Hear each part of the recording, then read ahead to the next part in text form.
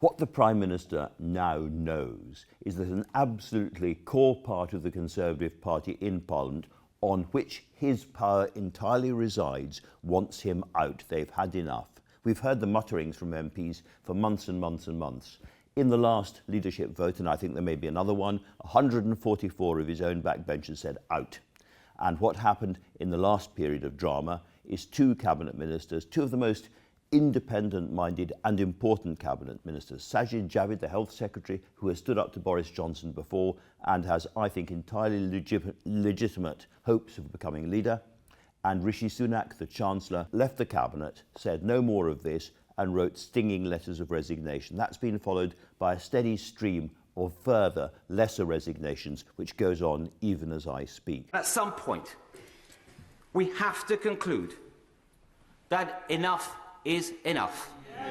I believe that point is now.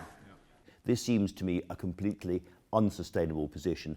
Any other Prime Minister over the last century and a half would have regarded this as unsustainable and would now have resigned. But this is now a battle of will. This is Boris Johnson showing pure, unadulterated will. And he's determined to stay, and there are people around him who think he may lead the Conservative Party into a kind of final Gotterdammerung. He will make them fight themselves, eat themselves. He might try to take them into a catastrophic general election. Nothing is off the table. But I'm not going to step down, and the last thing this country needs, frankly, is election. It's a bit like those dramas where, on the surface of it, it's about people talking to each other and fighting with swords, and sometimes somebody falls down and dies and all the rest of it. But it's not really about that in a drama. It's all about human character being revealed on the stage. Similarly, in a political drama, this is really about human character deep down, at base. Who is Boris Johnson? Is he the kind of man who is prepared to destroy the modern Conservative Party to save himself, or will he stand aside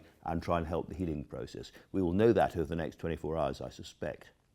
Boris Johnson, in many ways, created the modern Conservative Party because of his, again, steely exercise of will, his determination to break the rules, to challenge everything. He managed to get what seemed an impossible Brexit deal through.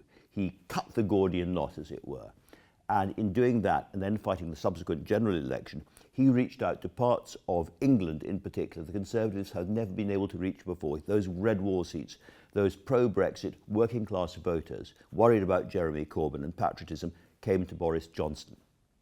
I think there's an interesting parallel here with Tony Blair. Tony Blair was able to reach beyond the traditional Labour family, deep into conservative middle England, talking about crime and stuff and the causes of crime and all of that. But by doing that, he was able to win, sure, 3 stonking general election victories, but at the cost of making the Labour Party ask itself, really, who are we? We don't know who we are anymore.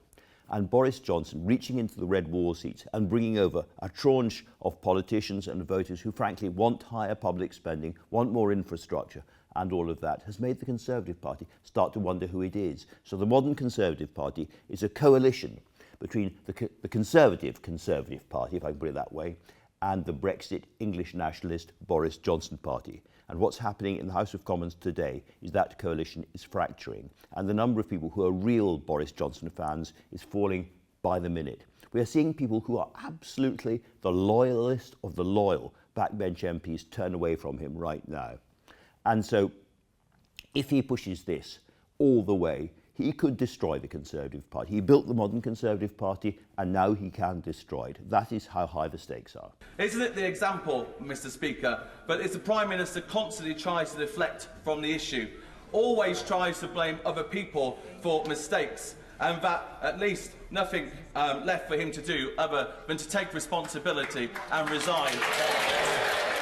Well, I started in 1984, and the first big fall of a Prime Minister I witnessed was the fall of Margaret Thatcher, and boy, was that dramatic. The statement by Geoffrey Howe, the plotting, the cabals, the tear-stained faces of senior ministers as they realised the lady was finished. Ladies and gentlemen, we're leaving Downing Street for the last time after 11 and a half wonderful years. And then I watched John Major being torn apart by anti-Brussels rebels, and that was again, the language that was being used, the volcanic eruptions of temper behind the scenes. I witnessed all of that as a young reporter. Don't bind my hands when I am negotiating on behalf of the British nation. And later on, of course, after the Iraq War, I saw the Labour Party turn on Tony Blair. And this man who had won them all these great victories being regarded as a blood-stained criminal, and extraordinary language being used by the Brownites against the Blairites, a very, very, almost like a family feud, a family quarrel. And that was pretty extraordinary. But in all my time, I promise you, I have never seen such molten, volcanic anger among backbenchers of the ruling party directed at a serving Prime Minister. The Tory MPs behind the scenes are spitting tax and spitting blood. They cannot stand this man any longer. Today I ask him to do the honourable thing, to put the interests of the nation before his own interests, and before, in his own words, it does become impossible for government to do its job. Now, as far as the country is concerned, it's very important to remember, those of us watching this extremely exciting, fast-moving drama, this theatre in Westminster, and it is thrilling, is that actually in the country there are very serious consequences. We have all these problems of galloping inflation and strikes, low productivity, low growth. We've got the war in Ukraine raging on, Russia doing better by the moment, and we need some kind of government in this country. And at the moment, in effect, we have none whatever. And the lack of certainty, the confusion that is spreading out from Westminster, that means the pound falls further. It means there'll be really serious investment decisions will go against Britain. Companies will cease to invest. It will lose people their jobs, and it will make life harder for many, many people. This is all serious. Politics, in the end, is all serious, and it's not about Westminster.